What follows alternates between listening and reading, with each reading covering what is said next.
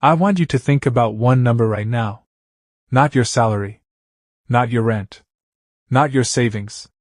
The total amount of debt you currently owe. All of it. Credit cards. Car loan. Student loans. Personal loans. Medical bills.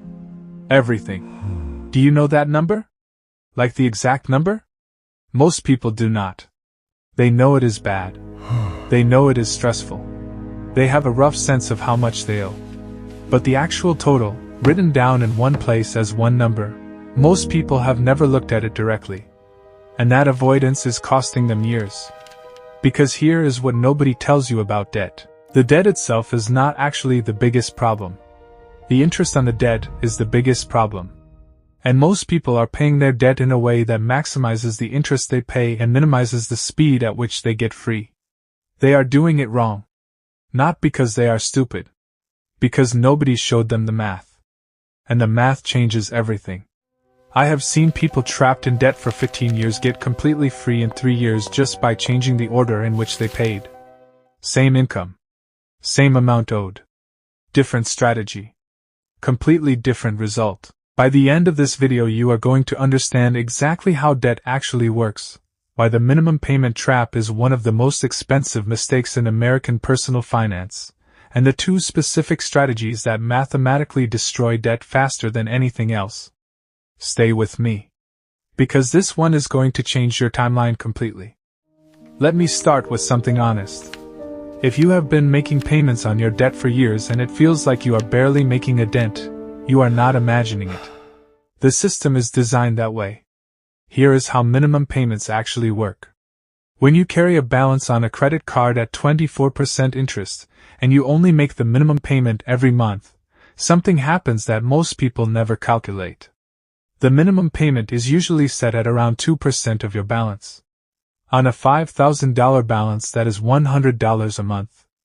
But your interest charge at 24% annually is around $100 a month too. So every time you make the minimum payment, you are essentially paying only the interest. The actual debt, the principal, barely moves. Month after month after month. At minimum payments only, a $5,000 credit card balance at 24% interest takes roughly 22 years to pay off. And you end up paying back somewhere around $12,000 for that original $5,000. You borrowed $5,000. You pay back $12,000. The bank kept the other $7,000. And it took over 2 decades. This is not an accident. The minimum payment is designed to keep you paying for as long as possible. It is designed to maximize the amount of interest you pay over your lifetime. The first step to escaping debt is understanding that making minimum payments is not paying off debt. It is renting debt. Indefinitely. Before we talk about strategy, I want you to do something. Get out your phone. Pull up every debt you have. Write down 3 things for each one. The balance. The interest rate. The minimum payment. That is your debt inventory. And most people have never made one. Because here is what happens when people do not have a debt inventory. They make random extra payments when they have a little extra money. They pay more on the account that stresses them out the most emotionally. They pay more on the smallest balance because it feels like progress. None of these approaches are optimized. Some of them are actually the most expensive way to pay off debt possible. Now let me show you what the true cost of carrying debt looks like. Let us say you have 3 debts. Credit card 1. $3,000 balance. 24% interest. $60 minimum payment. Credit card 2. $5,000 balance. 19% interest. $100 minimum payment. Car loan. $8,000 balance. 7% interest. $200 minimum payment. Total debt. $16,000. Total minimum payments. $360 a month. If you pay only minimums on all 3, you will pay somewhere between $25,000 and $27,000 total by the time you are done. That is roughly $9,000 to $11,000 in pure interest on top of what you actually borrowed. Now what if you paid an extra $200 a month on top of your minimums, but applied it strategically? the answer changes dramatically. And the strategy you choose determines how dramatically. There are two proven strategies for paying off debt fast. Both of them work. They work in different ways and for different reasons. The first method is called the Debt Avalanche. In the Avalanche method, you make minimum payments on all your debts except one. On that one debt you throw every extra dollar you can find. But which debt do you target first? The one with the highest interest rate. In our example, that is credit card 1 at 24% interest. You pay minimums on the car loan and credit card 2. Every extra dollar goes to credit card 1 until it is completely gone. Then you take everything you were paying on credit card 1 and add it to credit card 2. Then when that is gone, you attack the car loan. This method is mathematically optimal. It minimizes the total interest you pay over the entire payoff period. It is the fastest way to get out of debt in terms of real dollars. The second method is called the Debt Snowball. In the Snowball method, you also make minimum payments on all your debts except one. But you target the smallest balance first, not the highest interest rate. In our example, that is credit card 1 with the $3,000 balance. You pay it off first. Then you roll that payment into the next smallest debt. And so on. The Snowball method is not mathematically optimal. You will pay slightly more in total interest than the Avalanche method. But here is why it works for millions of people who have tried the Avalanche and failed. When you pay off your first debt completely, something happens psychologically that numbers on a spreadsheet cannot capture. You feel momentum. You feel like it is actually possible. You have proof that the strategy works because you just eliminated an entire debt from your life. That feeling keeps people going when the process gets hard. And the process always gets hard at some point. The mathematically perfect strategy you cannot stick to is worth nothing. A slightly less optimal strategy you actually follow for 3 years will destroy your debt completely. Here is the honest answer. If you are someone who is highly motivated by numbers and logic, and you can stay disciplined over a long period without needing emotional wins, use the Avalanche method. You will save the most money. If you have struggled to stay consistent with debt payoff in the past, if you have started and stopped, if you need to feel progress to stay motivated, use the Snowball method. You will pay a little more in interest, but you will actually finish. Avalanche if you are motivated by math and logic. Snowball if you need emotional wins to stay consistent. Hybrid means you start with one small quick win using the Snowball, then switch to Avalanche for the remaining debts. All three work.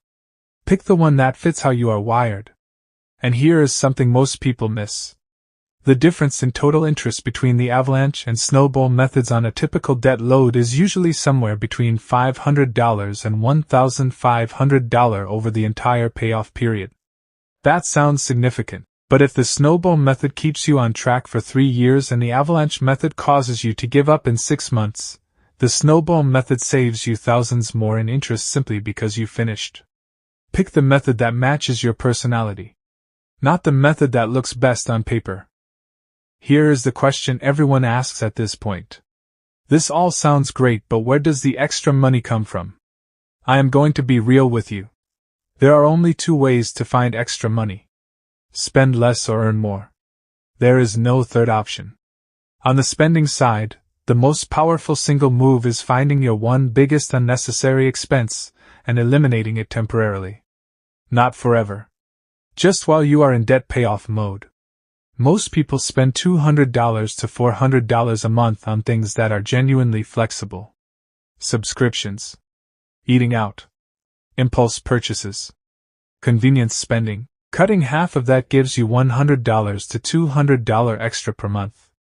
On a $3,000 credit card at 24% interest, an extra $100 a month above minimum cuts your payoff time from over 20 years at minimums down to under 2 years. That is the power of extra payments. On the earning side, even a small temporary income increase can dramatically accelerate your payoff timeline. $200 extra per month on top of minimum payments on that $3,000 card pays it off in roughly 13 to 14 months instead of the 20+ years at minimums alone. One thing you can sell. One skill you can freelance.